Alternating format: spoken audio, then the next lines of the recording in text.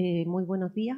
Quiero agradecer a la Fundación la invitación que nos hace y la posibilidad de compartir con ustedes el documento de nuestra fundación, Fundación Me Muevo. Partió hace años atrás trabajando con personas que viven con artritis reumatoide, misma enfermedad que tengo yo, y trabajamos hoy día también con enfermedades raras, huérfanas y poco frecuentes, conocidas en Chile como ERPO, después de la ley que se promulgó en abril del año pasado, que también me saqué como el loto de la enfermedad y también vivo con una enfermedad de esas raras, pero no de alto costo, que siempre se asocia enfermedad rara con enfermedad de alto costo. En este caso, no. Mi tratamiento cuesta como 1.500 pesos a la semana, así que estamos bien. Y no me gano el loto, po. Me gané el puro loto de la salud. Bueno, hay gente que me dice, ¿y juegas loto? No. Es ahí la respuesta de por qué no me lo gano. Voy a empezar a jugar más. No. Lo que les vengo a presentar hoy día es un trabajo que facilitó la Fundación, pero que es un trabajo de más de 70 organizaciones de pacientes, que se hizo el año 2025 a propósito de las elecciones.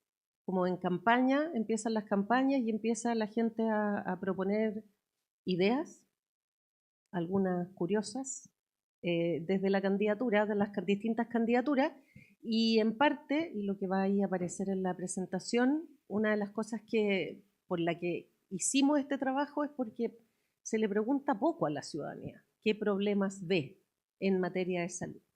Aunque aparezca siempre salud como una de las 3 prioridades, lamentablemente no es algo sobre lo que se le pregunte tanto a la ciudadanía en materia de propuestas. Entonces quisimos levantar un diagnóstico y propuestas. Ahora sí, es como mejor tener la PPT para lo que les voy a contar. Bueno, pero sí, para quienes estuvieron el año pasado, no sé si se acuerdan que, voy a hacer un spoiler de la presentación, ¿se acuerdan que presentamos qué saben los pacientes de calidad y seguridad? Y dijimos nada o casi nada. Pero no es nada o casi nada, uno sabe cuando algo pasa. Yo el año pasado contaba que yo había dicho algo está raro, esto no es, pero no le sabemos poner nombre, ¿sí? Y ahí entonces también en la presentación que les voy a hacer, les voy a contar de todo este ejercicio y también hicimos después, recibí la llamada del doctor para decirme, leí el documento, no hablan nada de seguridad del paciente. Y no, en el documento no hay nada explícito. Uno puede sacar ciertas conclusiones, pero no hay nada explícito en materia de seguridad. Lo que reafirma lo que decíamos el año pasado. Las organizaciones de pacientes, parte de su quehacer tiene que ver con esto de la incidencia o el advocacy. Eso no, voy a aprovechar que no está la presentación para hablar de esto. Hay la OMS, creo que el año pasado alcanzamos a hablar de eso, acuñó este concepto de expertos por experiencia vivida, ¿sí?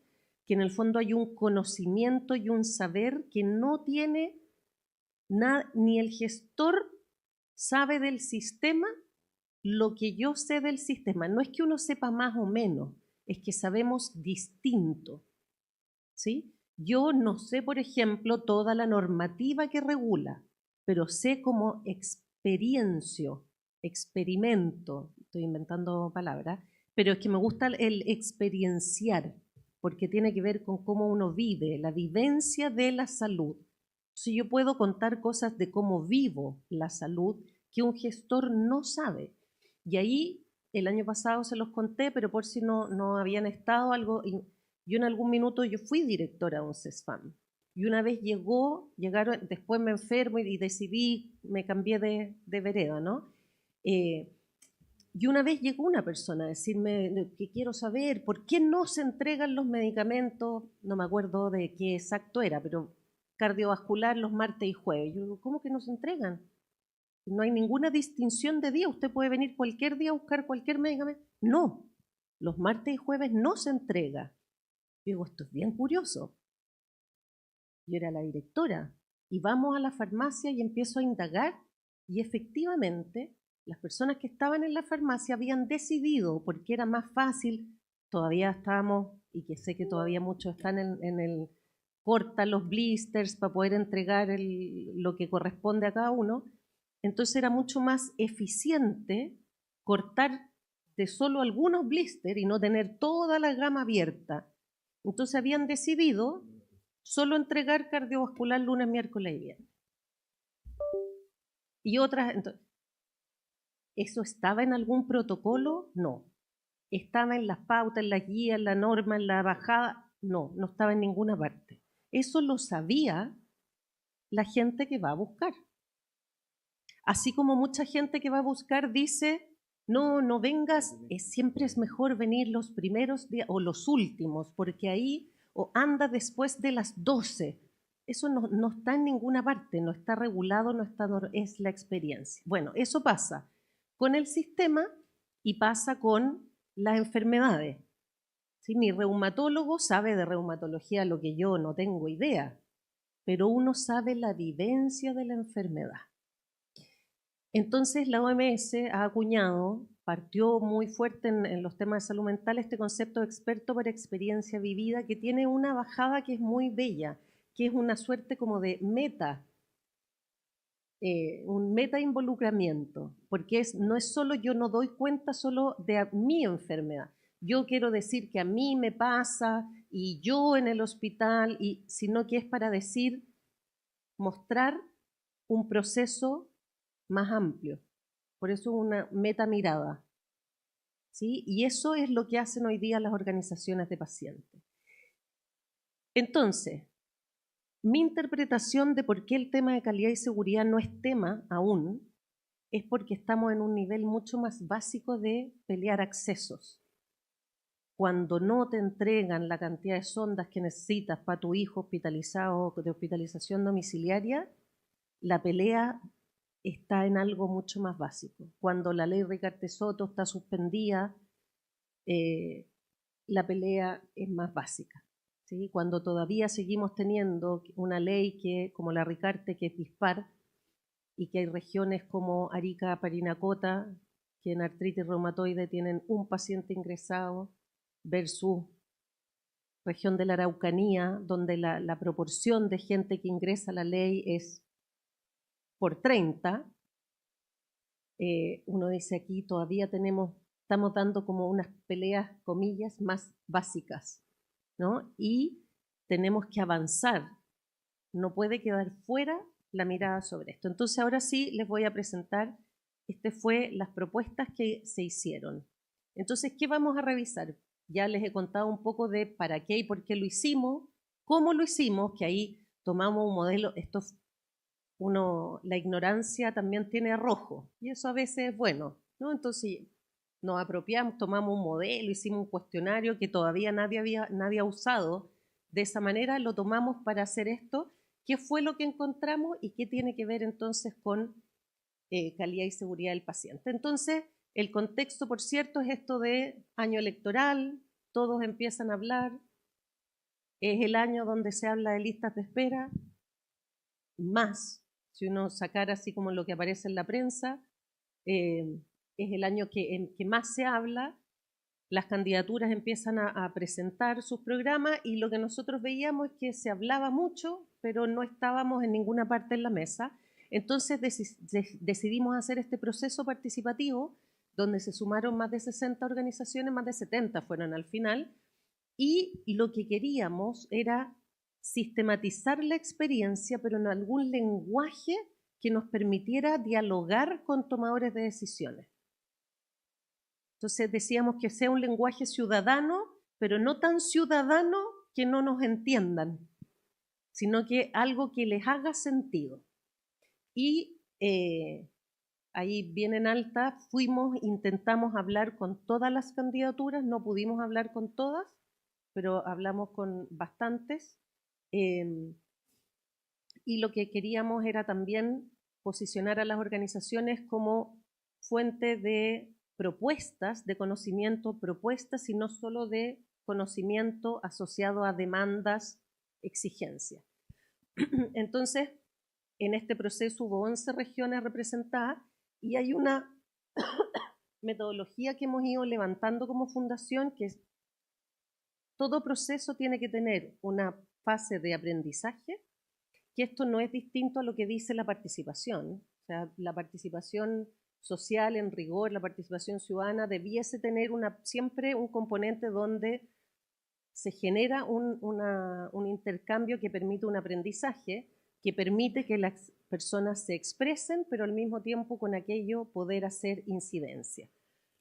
Entonces trabajamos con organizaciones que abordaban todo este tipo de condiciones, las raras, cánceres, autoinmunes, neurodivergencia, temas de salud mental, enfermedades respiratorias y otras.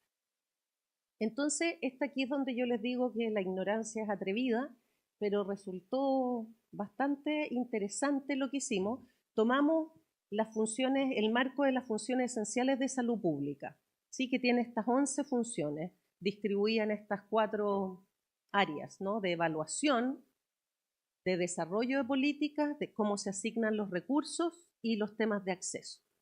Y para cada una de las funciones hicimos preguntas que respondían líderes de organizaciones de pacientes, las condiciones por las que usted aboga, tienen evaluaciones que permitan ver el proceso de atención. Fue súper complejo porque son tantas funciones y queríamos que fuera profundo que en algún minuto teníamos, no sé, eran como 80 preguntas, era inabordable. Entonces fuimos junto a algunas organizaciones generando un cuestionario más amigable y trabajamos entonces en estas 4 grandes áreas. Invitamos a las organizaciones a participar.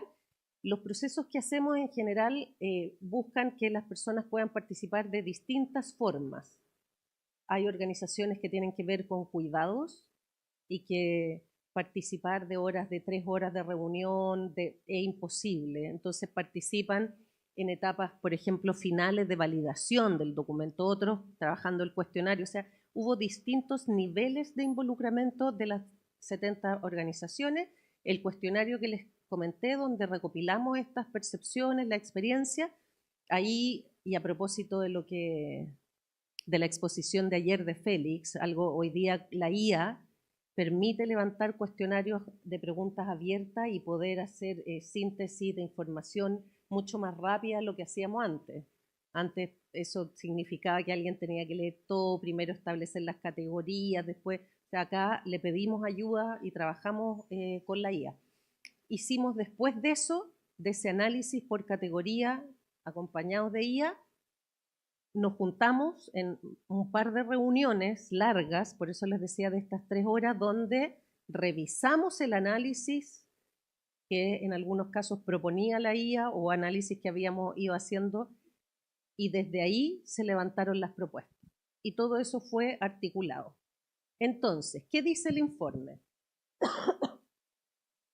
En el tema de evaluación, lo que aparece es que se ve, sí está a un tamaño razonable, que la data que hay en salud es en general, está fragmentada. No hay un lugar donde uno pueda encontrar data, es complejo llegar y entonces no es accesible para las personas. Hoy día se habla mucho en la función esencial de salud, del monitoreo y de la movilización social, se habla del monitoreo.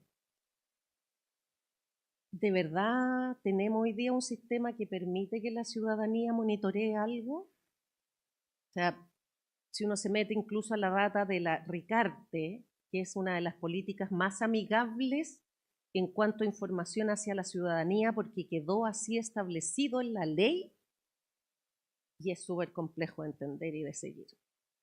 Entonces, no tenemos sistemas de evaluación que permitan que la ciudadanía se involucre.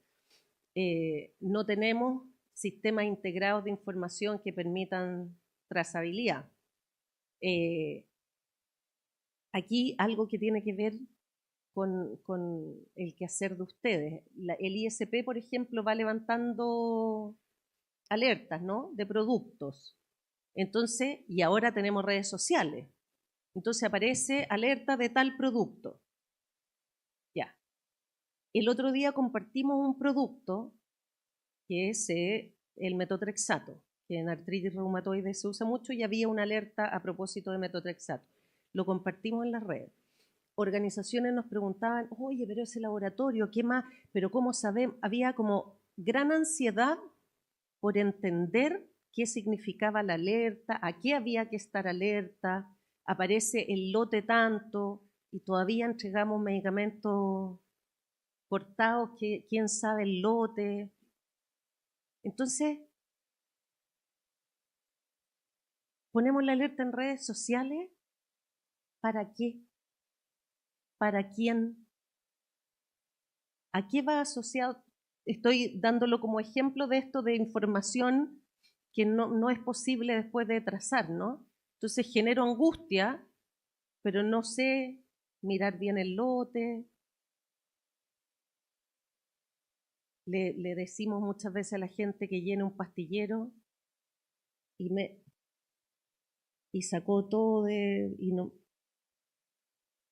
Entonces, bueno, en fin, se habló ahí de un concepto que nos pareció súper interesante, que aparecía la invisibilidad estadística, que en el fondo es, sobre todo en enfermedades raras, huérfanas y poco frecuentes, no existo para el sistema.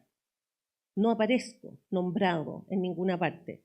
Esto después cambia porque con la ley de enfermedades raras, huérfanas y poco frecuentes, tiene que haber un listado de enfermedades y eso ya está publicado y Chile ya adoptó cuáles son las enfermedades que debería estar monitoreando y está empezando a pilotearse el registro. Entonces ahí hay, pero invisibilidad estadística como un concepto acuñado desde ahí, desde quien vive la enfermedad. Y esto de que las organizaciones muchas veces generan información, pero que no tienen un reconocimiento formal. Muchas organizaciones tienen catastros, tienen la FECHER va a lanzar en pocas semanas más, esperamos, todo un levantamiento de cuánto gastan a propósito de su enfermedad, no solo en lo vinculado a salud, que queda en el olvido en el fondo. Entonces, y lo que se proponía es tener una suerte de sistema nacional de información, una plataforma de datos abiertos en lenguaje ciudadano, hoy día por el marco que tenemos de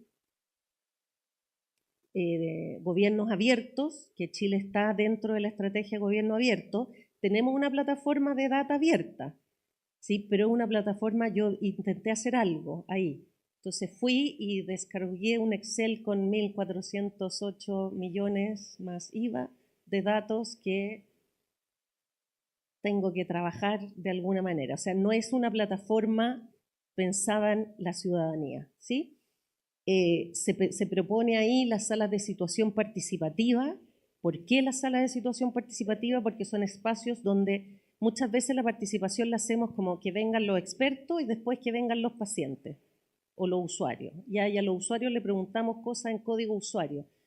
Tenemos que estar todos en una misma mesa para que se produzca aquello que llamamos la inteligencia colectiva, que no tiene que ver con sumar partes, tiene que ver con cuando yo digo algo, produce algo en ti que genera un nuevo conocimiento y tú dices algo que genera una nueva comprensión en mí y esa forma hoy día no está presente en los procesos participativos en general lo que vemos porque están fragmentados por quién es quién, ¿no? En vez de esta sala. Tener a las organizaciones como socios formales en conocimiento de salud y tener algún tipo de fondo con participación también que tengan que ser proyectos cruzados. Nosotros hoy día vemos muchos de los fondos que se invierten en temas de ciencia, tecnología, no recogen los temas que le importan a la ciudadanía. ¿Cómo hacemos un match? Yo siempre pensaba hacer una app así tipo Tinder, de match de lo que a mí me importa con lo que al que está al otro lado quiere investigar. Y tal vez podríamos tener entonces cosas mucho más que generen impacto. Ahí había se habló muy fuertemente como de esto que la academia produce conocimiento, pero que después no produce acción. Entonces hay harto paper que podemos tomar y citar para decir cómo debiesen hacerse algunas cosas, pero que no transitan después algo que se aplica. Y eso había una preocupación importante. En el tema de desarrollo de políticas se veía una brecha muy grande entre la legislación y su implementación real. Esto de la participación que es episódica, o sea, viene alguna ley de pronto para algo, te invitan, pero no hay un tema permanente. Las organizaciones en general invitadas para validar, no para co-construir. Y aquí, de esto, yo creo que el punto central con el que yo me quedaría y que me voy a ir a la propuesta es el tema de las OIRs.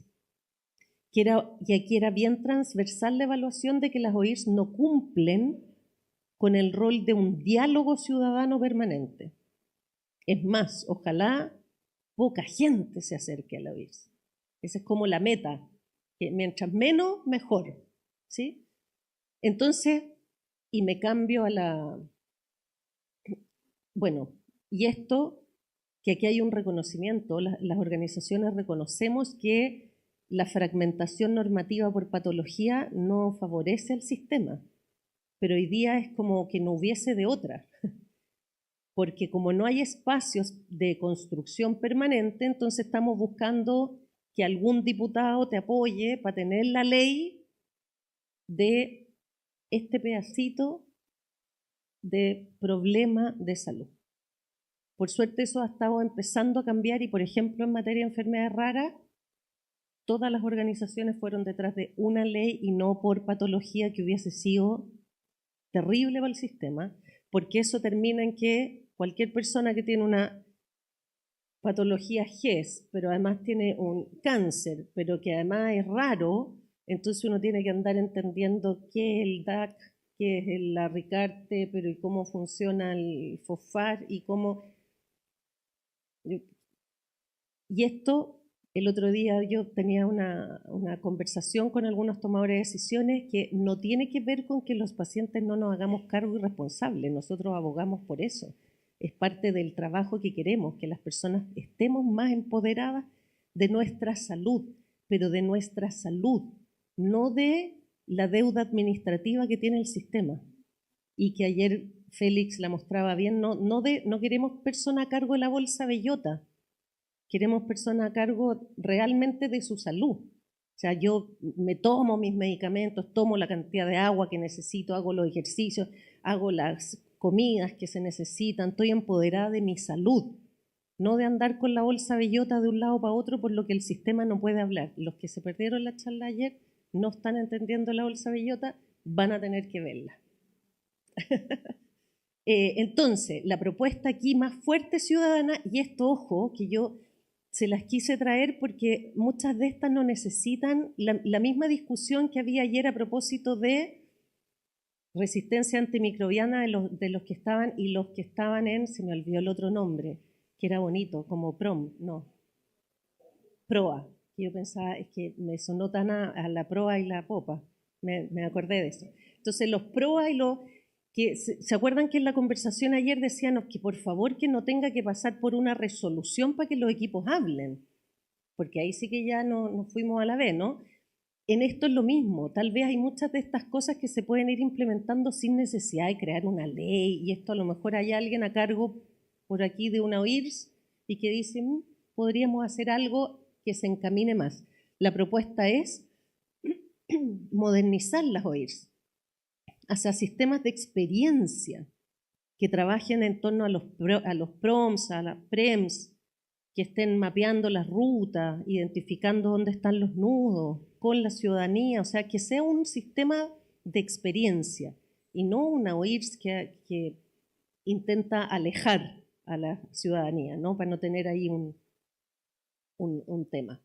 Sobre la asignación de recursos, los principales hallazgos eran la escasez de especialistas fuera. Ahí eso, las organizaciones que están en regiones lo sentían muy fuertemente. Todavía una formación centrada en lo biomédico, muy centrada en lo biomédico, y sobre todo eso se veía en condiciones como raras o neurodivergentes, Esta es muy dolorosa, o sea, que el acceso a terapias esté condicionada por mi capacidad de pago. Y bueno, no tengo que explicarle a ustedes que somos el país, uno de los países con más alto gasto de bolsillo, y ese gasto de bolsillo es ¿en qué? En medicamentos, y que además aquí esta parte se puede juntar con todas las anteriores, porque la cantidad de medicamentos que están garantizados que hoy día se siguen comprando es impresionante. Hace unos días yo comentaba esto, empezó a hacerse viral un video en artritis reumatoide de una persona que tiene artritis reumatoide que decía la farmacia que tiene los descuentos los lunes. ¿Saben cuál es? Una de las marcas, top 5 marcas en Chile, ¿no? Doctor Simi. ¿Sí? Y entonces ella salía comentando, esta persona, de cuánto más barato le salía ahí su medicamento. Entonces lo muestra rápido, yo le saqué una foto que dije, ¿qué medicamento en artritis hay que comprar? Le saco una foto y es uno de los que está en la canasta GES. Entonces uno dice, y no sé si vieron un seminario que se hizo que está organizando la Universidad San Sebastián, mirando el GES a 20 años, y todavía el conocimiento persiste en materia de la gente como sabe que existe el GES, pero todavía no sabemos exactamente de qué se trata, cómo funciona, etc. Y acá este era un ejemplo súper claro, o sea, porque además se hace viral. O sea, no es que una persona no sabía y comete, no, sino que, oh, mira, sí, ahí están los medicamentos más baratos. Y nadie le dice, como ahora está de moda la frase así como, amiga, date cuenta, no, amiga es GES, no está en nada de los comentarios. Entonces tenemos un problema aquí fuerte. El quiebre de suministros aparece como uno de los grandes problemas, y esto es súper invisible. Esto no está en la prensa, no, porque la gente ya se acostumbró. Hice mi fila de 2 horas para esperar los medicamentos y me dicen, no hay, o le voy a dar la mitad, vuelva y vuelvo, o no, y después lo retamos porque no es adherente. ¿Sí? Entonces, me llamó a mí profundamente la atención, que quiebre de suministro apareciera tan fuerte. Y por cierto, que esto también es muy interesante, que ya empieza a aparecer que toda la inversión en salud está concentrada en lo curativo y no en lo preventivo. Y ya empieza a aparecer como una prevención, o sea, como una alerta de qué está pasando en prevención. Entonces, ahí están las propuestas, tener finalmente algo que la ciudadanía ha venido pidiendo con mucha fuerza en los últimos años, que es la Agencia Nacional de Evaluación de Tecnologías Sanitarias, que además da criterios de equidad, de justicia, en qué se financia, que no tenemos que tener un acuerdo para saber qué se financia, es mucho más justo que andar en judicializaciones o que las personas accedan a través de otras vías. Y esto es interesante también lo que aparece del modelo de financiamiento solidario, porque es lo que siempre se ha caído en la reforma de salud en Chile. Por eso somos GES y no AUGE. ¿Sí? Y no como una vez un periodista me dijo, de verdad, que era periodista de salud, y me dice, hablemos del AUGE. Ya hablamos. Me dice, ya, ahora hablemos del GES. Y yo así como, ¿cómo? Me dice, claro, AUGE para los de FONASA, GES para los de ISAPRE. Uy, dije yo, así estamos, ¿no? Entonces, pero ojo, o sea, este parte del stand-up, que no es tan gracioso porque no es muy temprano y no he tomado todo el café que se necesita, pero es triste.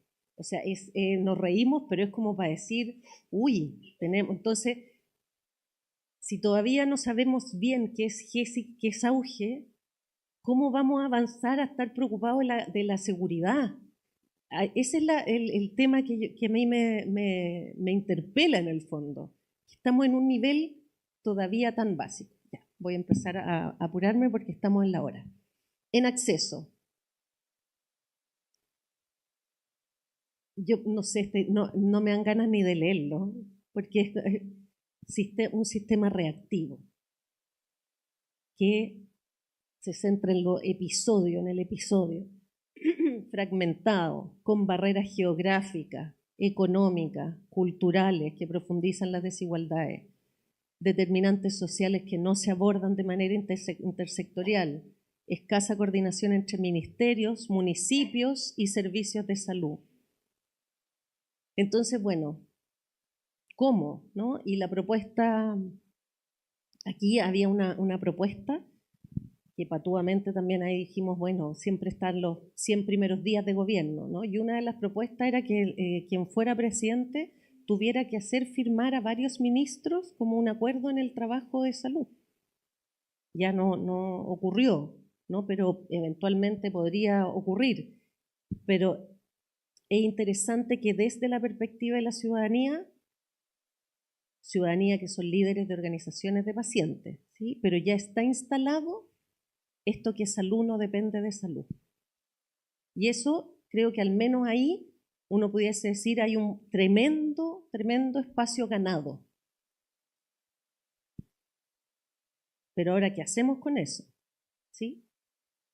Y la propuesta de acá interesante también es generar estos observatorios ciudadanos que acompañen la vigilancia. Y ahí a lo mejor no podemos, todavía es algo grande, pero ¿y qué pasaría si hiciéramos observatorios con ciudadanía en temas de calidad y seguridad, como para empezar algo y entender en un hospital? Me acuerdo cuando las OIRS eran meta y había que generar consejo y había que analizar lo que pasaba con la ciudadanía, y a lo mejor en materia de calidad también se pudiese, o de seguridad, hacer algo así, ¿no? Y empezar una conversación, de manera que empiece a permear. Entonces, en este documento, ¿qué no se dice? Calidad no aparece en ninguna parte, ¿sí? ¿Y por qué?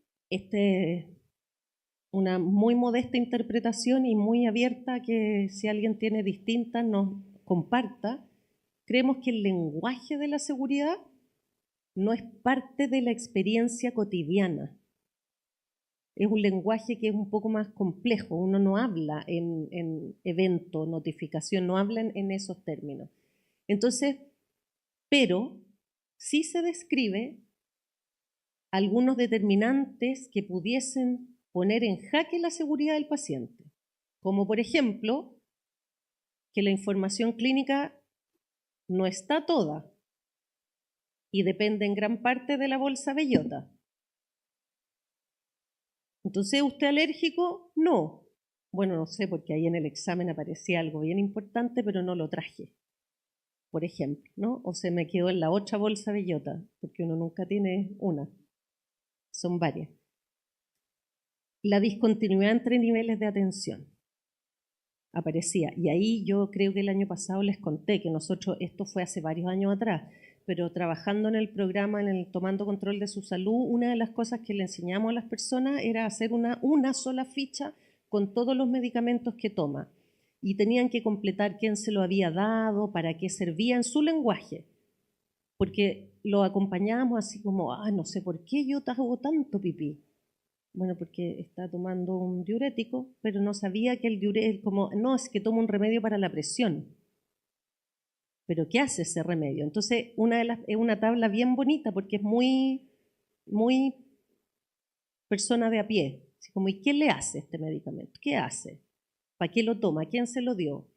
Y la cantidad de doble prescripción que veíamos entre nivel primario y secundario era impresionante, porque eran remedios que tenían nombre distinto, pero nombre de genérico, así, entonces cuando lo ponían como el principio, cómo se llama, como todo, nos dábamos cuenta que estaban tomando más de una dosis del mismo medicamento. Entonces, ahí tenemos todavía cosas que, al no tener interoperabilidad y todo el cuento, nos siguen pasando la cuenta.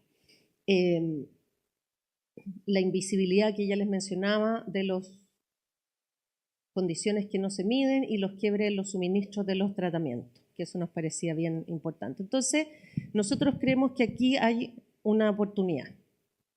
Leonard Cohen en una canción dice, ¿no?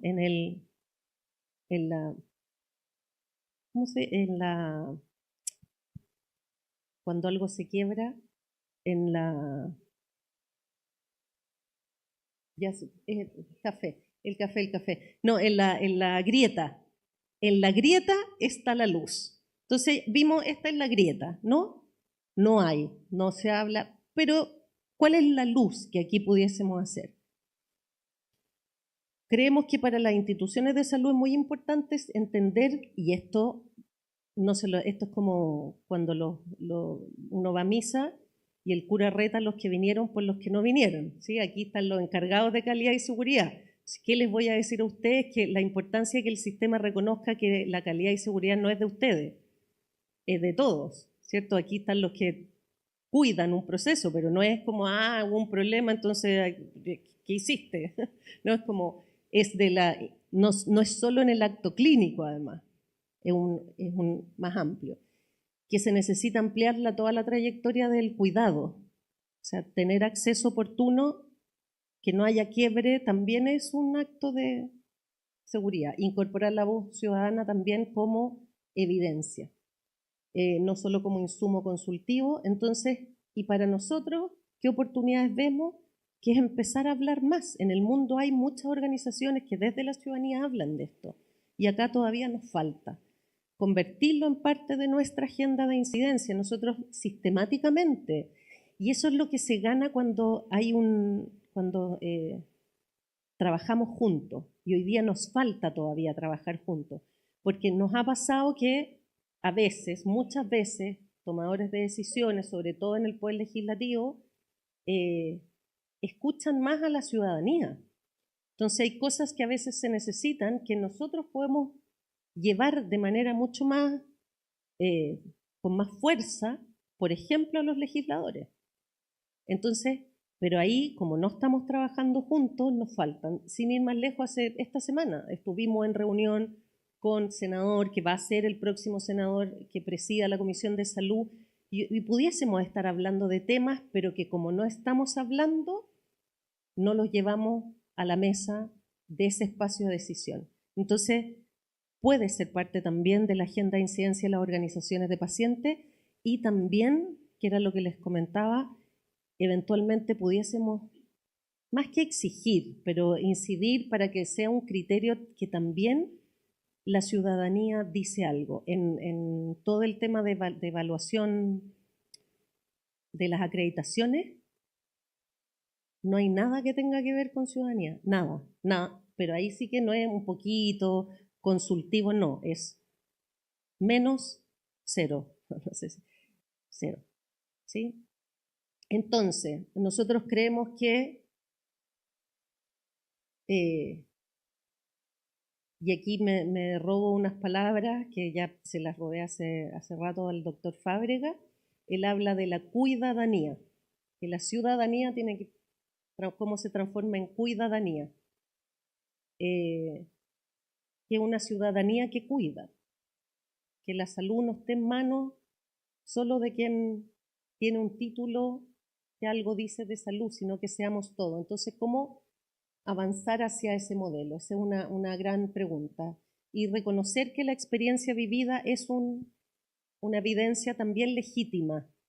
Reconocer también que la participación no retrasa las decisiones, muy por el contrario, las legitima y las mejora, y que la seguridad del paciente siempre va a ser un trabajo del sistema en su conjunto y no algo que depende del encargado de calidad y seguridad. Esa frase, ya si han visto alguna presentación de la Fundación, la dejamos siempre: no hay poder más grande que cuando un grupo de personas descubre que algo le importa, ¿sí? Y si nos importa todo esto, podemos hacer grandes transformaciones. El documento completo de las propuestas está ahí para que puedan descargarlo. Muchas gracias.